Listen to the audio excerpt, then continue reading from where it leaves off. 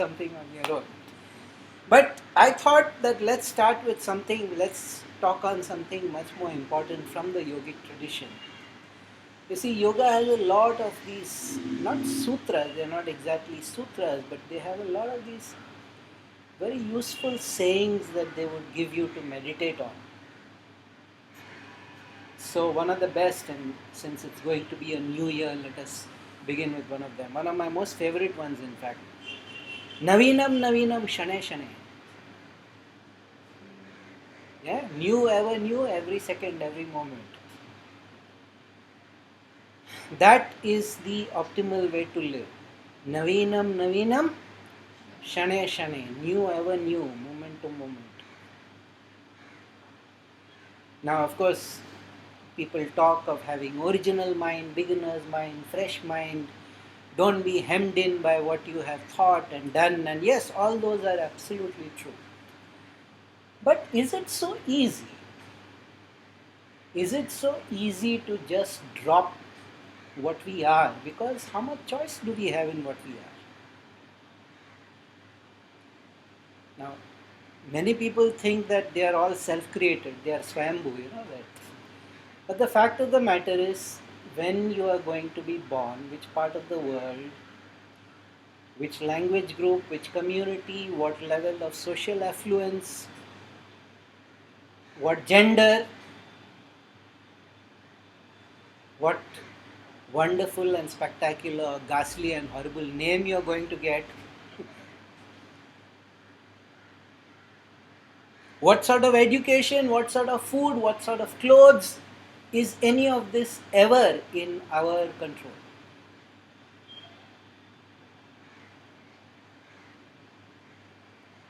So for all practical purposes, without our having no say and no input and nobody asking our opinion, by age of 7 our personality is fixed.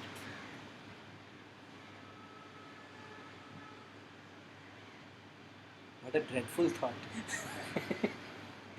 What a depressing thought. But do we really? In what we are and the kind of experiences that we would get, would we really have any free agency? Nevertheless, yoga, which is the most practical and grounded thing in the world, is telling you, Naveenam Naveenam Shanneh Shanneh. So that really shook me up the first time I came across it. I'm like, how dare they? What is this temerity, this audacity, this absolute cold-blooded cruelty to say a thing like that? How dare they? Don't they know that a person is the product of the environment or the luck of the draw, whatever it is that... So of course, after I calm down, which normally happens contrary to public opinion, but I do calm down. After I calmed down, I began to do what they wanted you to do. They wanted you to engage with it. They wanted you to think about it. They wanted you to meditate on it. They wanted you to process it. They wanted you to what is called ruminate. Ruminate actually is what the cow does. No? It chews the...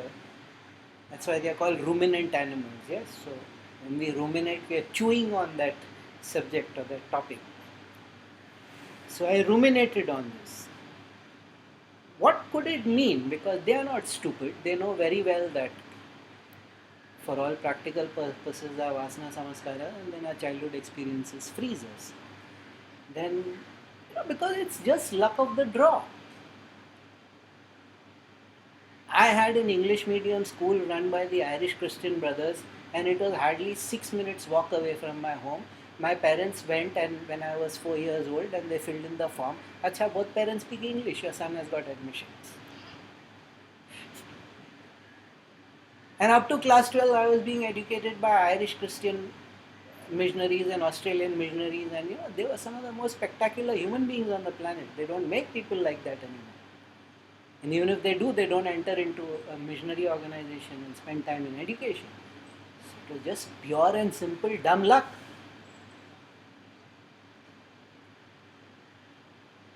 I had absolutely nothing to do with the fact that I got admitted into a place like that. And what were the fees? 15 rupees, 20 rupees a month? The Last year they shocked everybody by raising it to 70 rupees, which is regarded as a very unjust imposition. Today that is known as humor.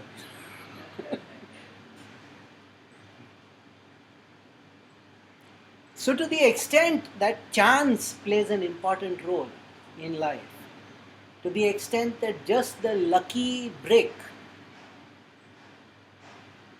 I am well aware of it. Because if I did not have such teachers and mentors, I would not have become what I was. I would have remained in those narrow conventional Mallu groups. And so today nobody is able to figure out which caste, which community, because I don't have the thick Malayali accent except when I put it on. When I really want to turn it on, I can. Yum, yen, yo.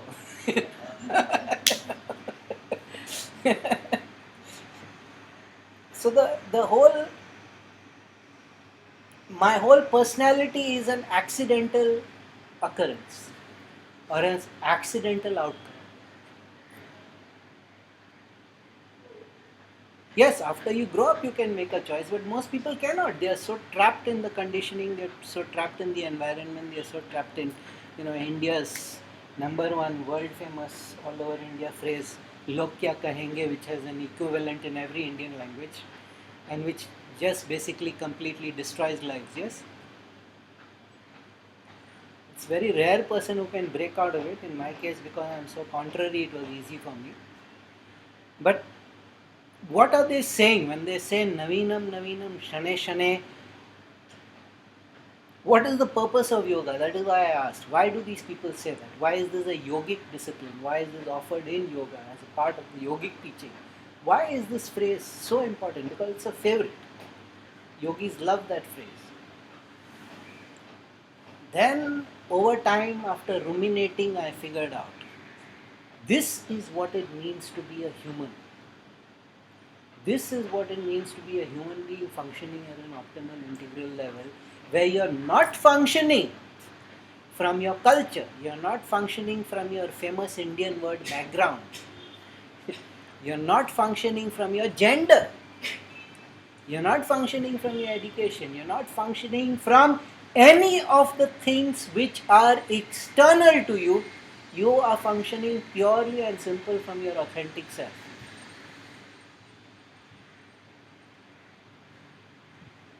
When I talked about Yoga Chitta Vritti Nirodha, I spoke extensively how thoughts are not in any sense things that we create. Yes, they're just rubbish we pick up from the environment.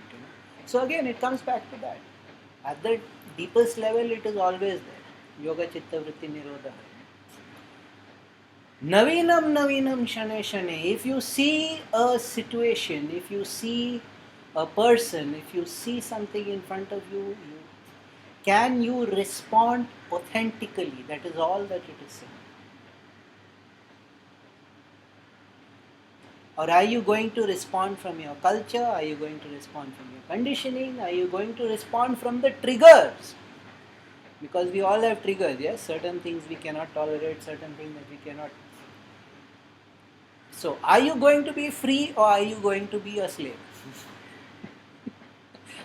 Because yoga is entirely about freedom. The whole point is to set people free, to decondition people. All of yogic practices.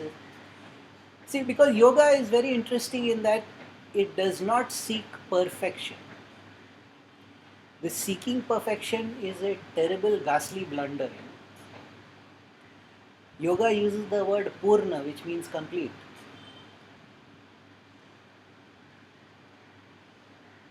We seek to become complete, which means that flaws, imperfections, limitations, we come to mature psychological understanding. We process them.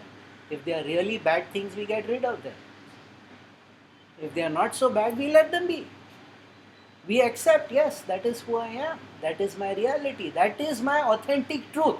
I am no longer trying to live up to an image that was injected into me in school or by my grandmother, which is very, very, very difficult to do. Then I began to realize, oh mother, this little phrase is like something that opens you up. Because new, and not just once. They could have said Naveenam Shanneh Shanneh. No, Naveenam Naveenam. New, ever new. Moment to moment. Because even if you respond exactly the same way 5 minutes later, in that sense you have been inauthentic. In that sense you have been just repeating.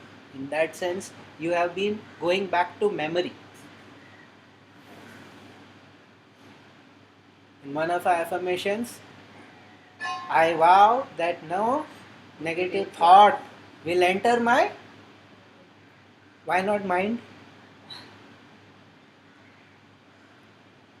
Because the negativity will enter your mind. It is only if it gets into your memory that it becomes difficult for you to respond authentically, that it becomes difficult for you to respond originally, creatively.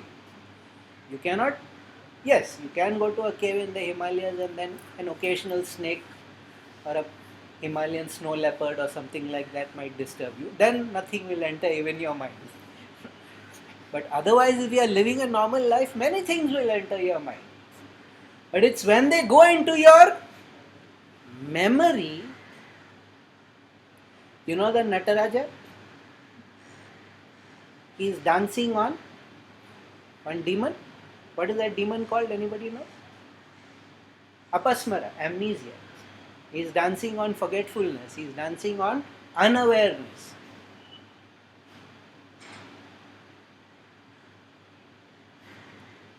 That is again Naveenam Naveenam Shanneh Shanneh, because he is not allowing that whole train of thought that comes from memory, that whole train of thought that comes from conditioning to become active only. He's already got it trampled. So he functions authentically, which is why he looks so weird also. He doesn't have, he has no conditionings of any sort, he has no limitations of any sort.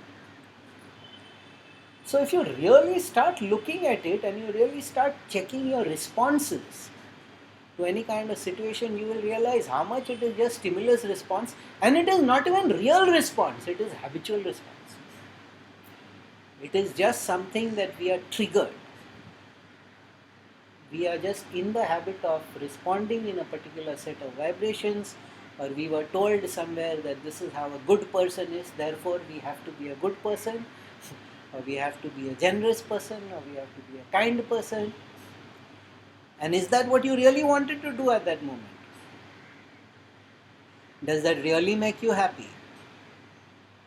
Does that really help you to grow, or is it that you've done something externally very loving and kind and internally you're seething? Everybody takes advantage of it.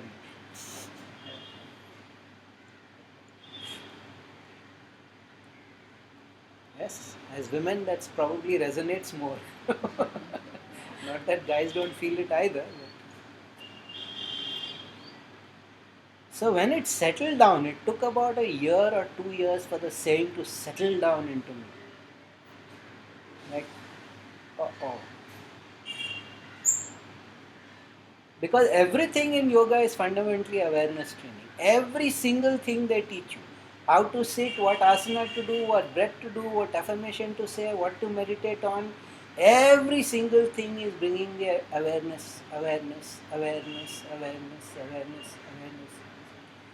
It's pure consciousness work, and this is one of the things that they keep always dangling in front of you. Naveenam Naveenam Shanneh Shanneh. Was that a real, authentic, truthful response? Or was that a conditioned response? Was that a conditional response? Was that a response I gave to the person because I hope for some future benefit from them? Which is okay, but was it still an authentic response? Or were you functioning from that fear? Because here is the other thing, yoga does not like us to be fearful. The whole point is to be fearless. The word fearless keeps coming up. The yogi is fearless.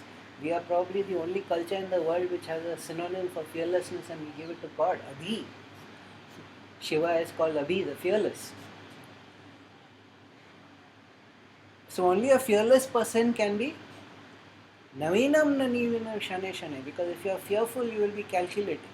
You will be playing the angles. What are the consequences for this behavior? If I blurt this out, then Yeah, which is why yogis become very embarrassing, because they just say whatever needs to be said, and people are like, I, I had the, well, I guess it's the pleasure or the good fortune of meeting some of my old students in Pune after 4 years, and almost all of them said, "You've become much worse. You were terribly blunt when you were here.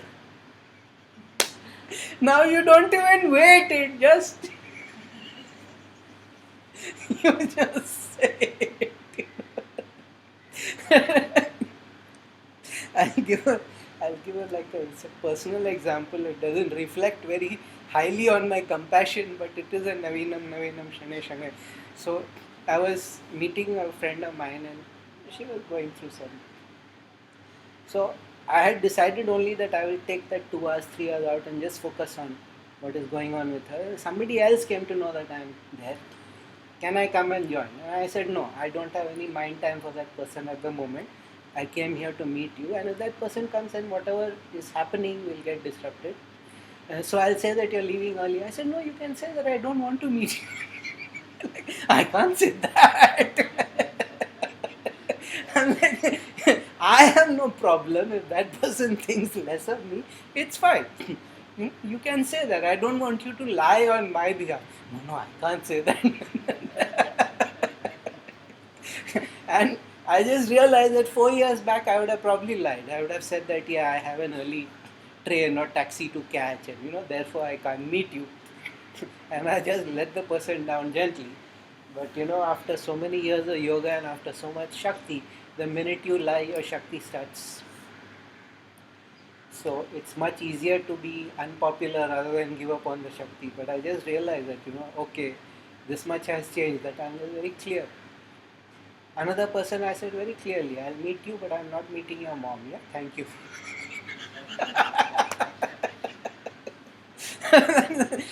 So that is when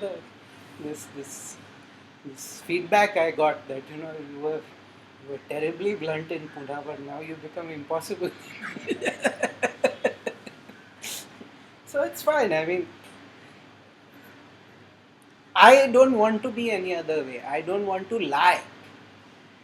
I don't want to lie and say that, it is a great pleasure to meet you. And no, it actually gives me a headache to meet you, lady. You know,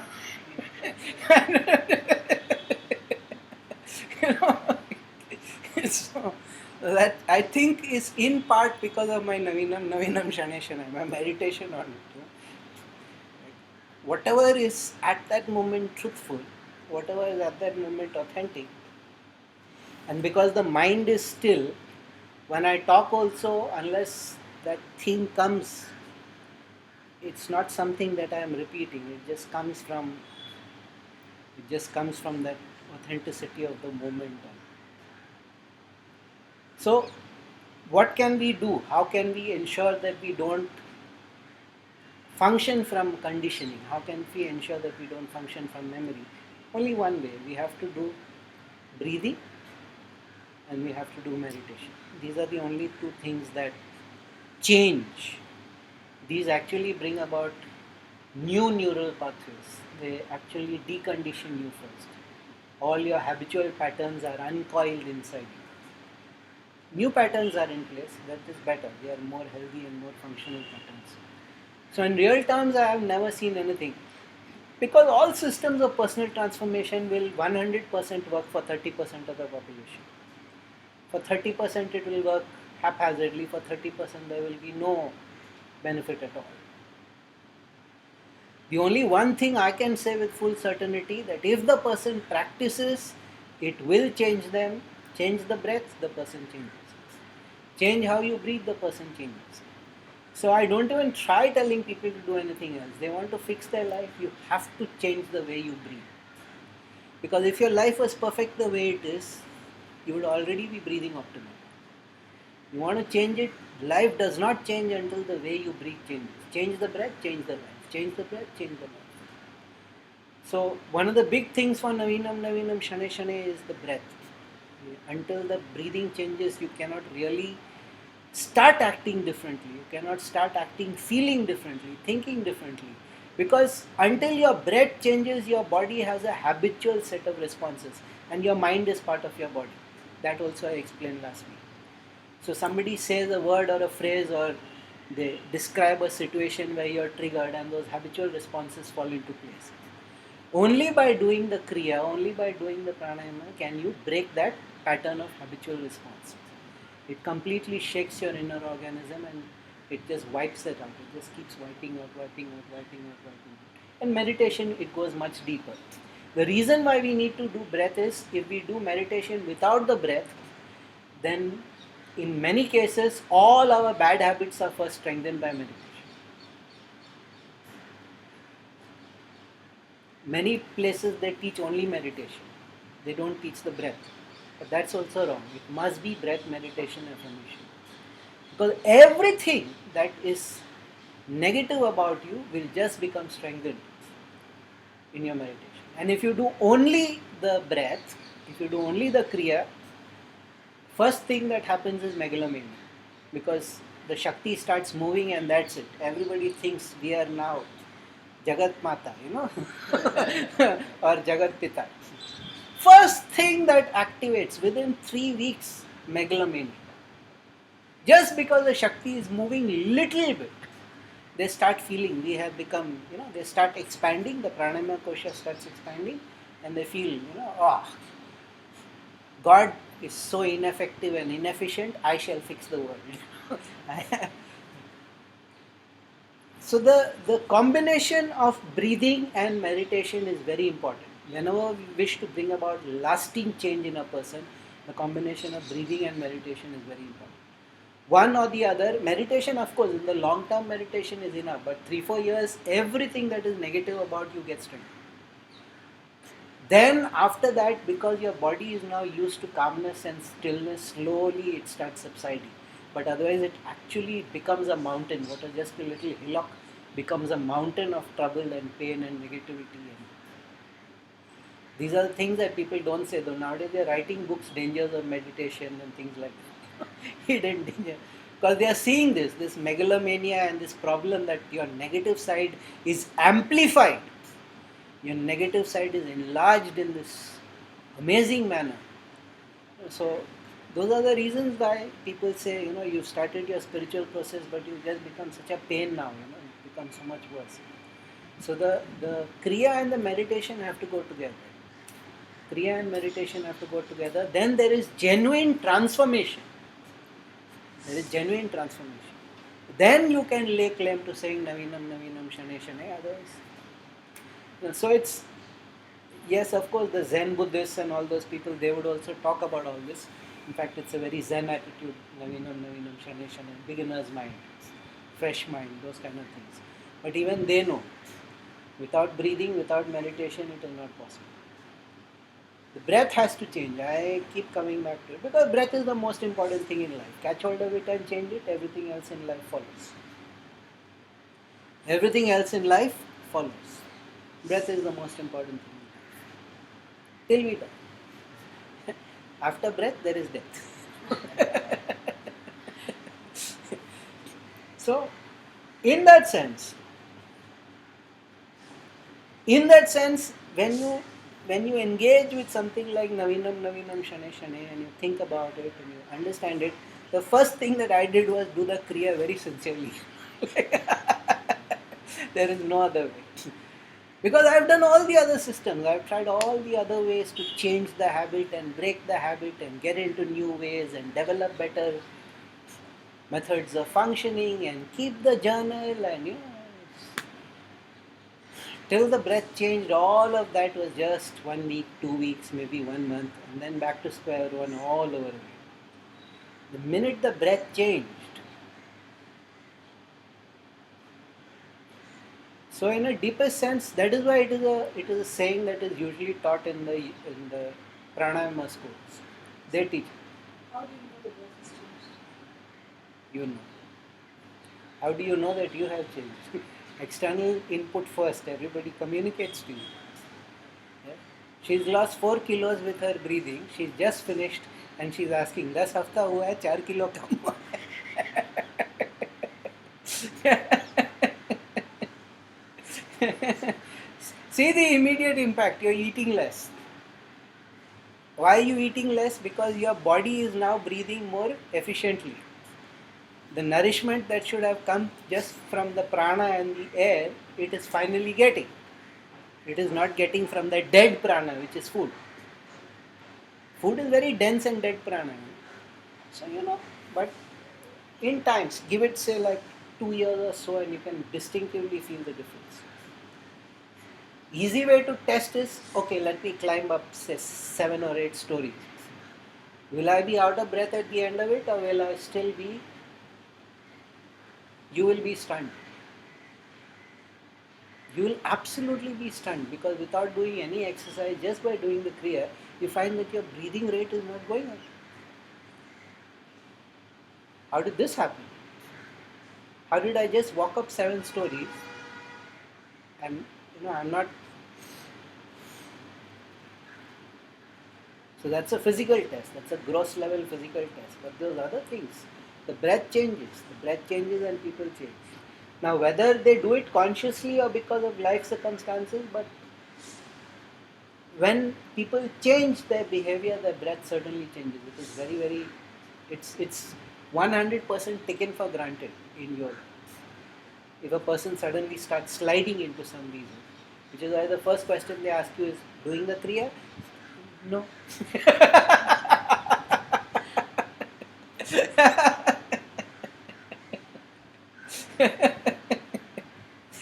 It's not a control mechanism, it's just a very simple rule of thumb. They know if the breath is happening, the transformation is always in the positive direction.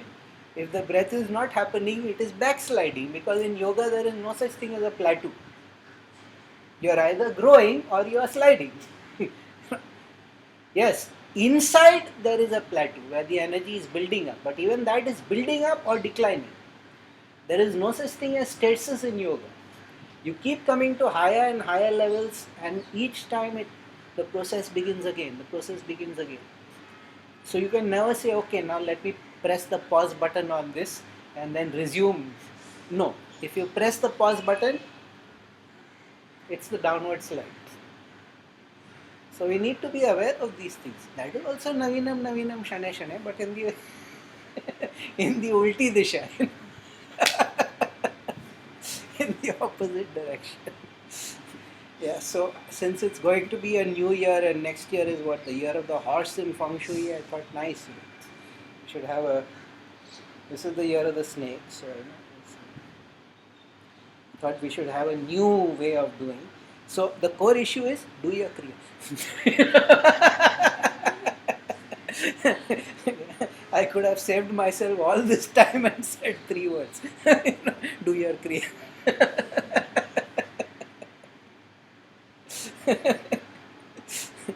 Okay, done?